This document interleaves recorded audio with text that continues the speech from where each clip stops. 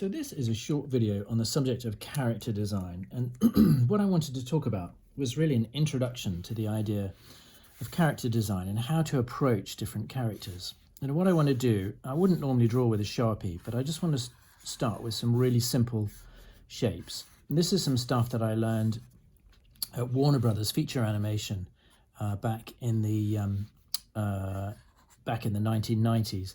And we were designing characters for a film, and starting in Quest for Camelot, and then another project called The Zoo.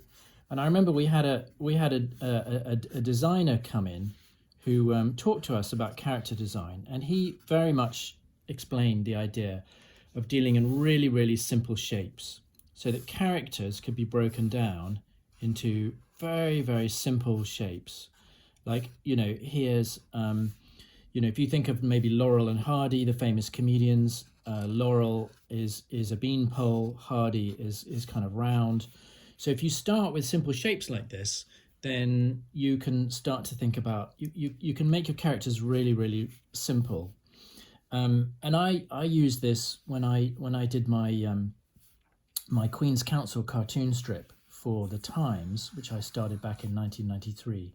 I sort of had my three main characters who I started with were kind of like this, and one of them was Sir Geoffrey Bentwood QC, who's this kind of old barrister who's kind of he's kind of a big fat round guy in a suit, and so he's a kind of big round figure. Actually, he isn't sort of quite as round as this, because the format of the cartoon strip doesn't quite allow for it. And then he's got this sort of understudy who's called Edward Longwind, because he's rather long-winded, and he's kind of the same. He's a sort of smaller ball, slightly less big, and then there's this other guy. There's this sort of understudy, Quentin Crawley, who kind of, he's sort of, he was kind of me really as a junior barrister. So the idea with it is that you can put these characters in a lineup, and you can identify them really, really quickly, kind of from a distance. And you can do this with and it just means that the characters are all sort of easily distinguishable, and they don't all become the same, which I think is one of the dangers with character design, is you end up with a bunch of characters who are kind of very, very similar. And of course you can use color to help.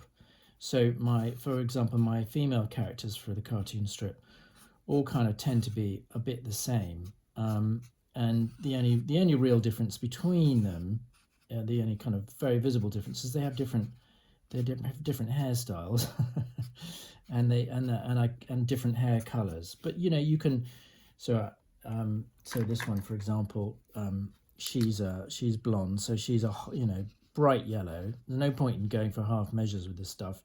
And then this character here, Crawley, he's ginger, he's a redhead, so he goes in a kind of hot orange, and that just makes it easier to tell all the characters apart.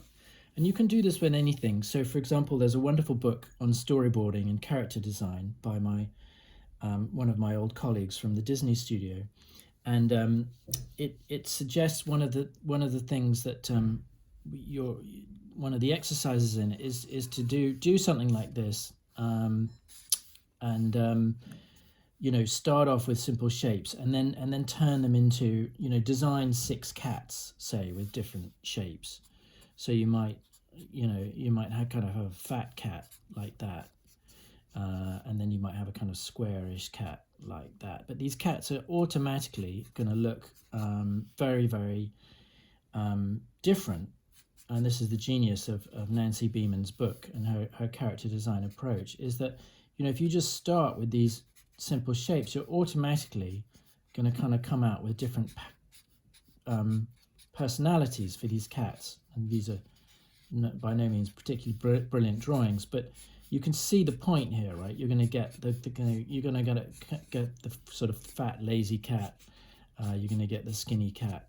You can immediately start giving these things different personalities just by starting with really, really simple shapes. So and you'll find on a show, if you're working on a movie or a TV series, someone's going to ask you to do a character lineup, and that should be a single, landscape A4 piece of paper with a series of characters lined up on it. And if you do that with really simple shapes, then you'll find that these characters will automatically all become easily distinguishable from one another. If you want another really good example of this, look for, I can't remember his name, but there's a brilliant character designer who designed the characters for Inside Out, the Pixar film, anger, happiness or joy, disgust, all these different characters. And they're all wonderful characters, but they're very, very simple characters.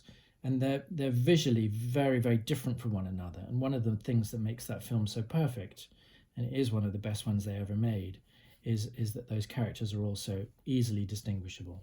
So when you're doing character design, try and think in really simple graphic terms how your characters are going to be different from one another.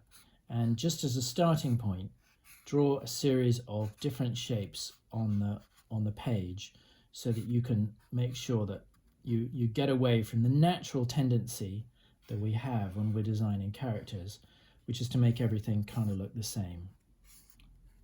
You can go to that's Star Wars, right? C-3PO and R2-D2. You can play this game with all kinds of things. Here's a classic movie from the 1980s with Arnold Schwarzenegger and Danny DeVito, twins. These really, really simple shapes. You can go a long way with them.